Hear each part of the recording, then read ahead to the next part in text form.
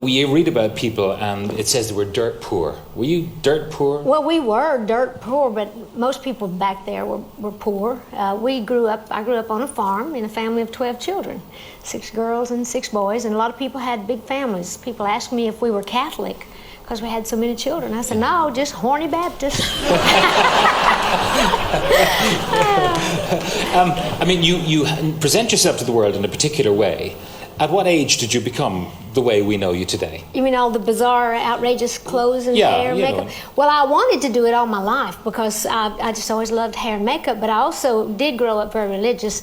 My mother's people, my grandfather was a Pentecostal preacher, and that was a very strict religion. You weren't even allowed to shave your legs or pluck your eyebrows, wear lipstick or anything. And so, needless to say, by the time I was 15, they thought I was destined to go straight to down there. It's like when the roll is called up yonder, I'll be there. Yeah, and what was it that triggered, their disapproval? What was the first thing you did? Well, the first time that I actually started wanting to dress, wear makeup and tight clothes, there was a lady in our town that everybody said was trash. She was like a hooker. Yeah.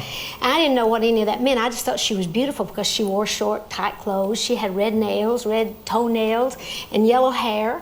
And Mom would say, "Oh, don't look at her. She's just trash." And I thought, that's what I want to be when I grow up, trash.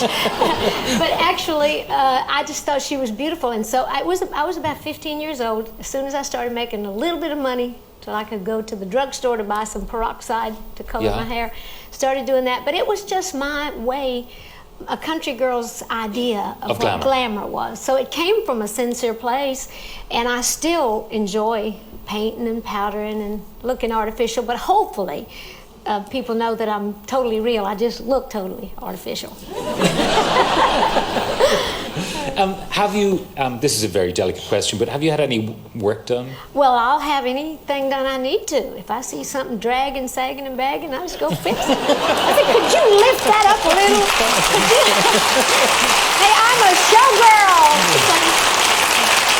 But I'm not bashful about that. I don't go around talking about it, but if someone asks me, I tell them.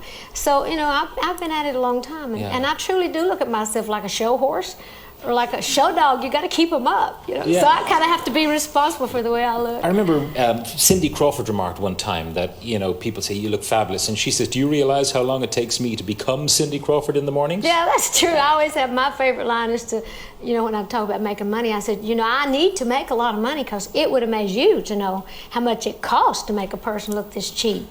And there's a lot of truth in that. Have you ever had trouble from people commenting on your quite extraordinary physique? Well, I don't call it trouble. It's worked well for me. It's like, are you talking about these? Particularly? It's like I said, they've served me well. I don't get offended when people make jokes about them because I kind of, present myself the way I do. And like I say, I don't know if I'm supporting them or they're supporting me. But we've worked out real well for each other through the years. But I'm comfortable with who I am and how I am. I have a very outgoing personality, and I just kind of can't get enough of anything. So I just kind of overdo everything, but I'm serious. You graduated from high school? Oh, yes. I graduated from high school in 1964. And you had determined that you wanted to be a star? Yes. There's music in your family, and the others are not stars, so what was it you reckon about you among your siblings? Well, it's hard to say, although I have, like you say, many of my people sing, we get the music from my mother's side of the family, a big part of that. And but I just always had a real outgoing personality. I think probably as much as anything, because there's some of my brothers and sisters sing and write lots better than I do.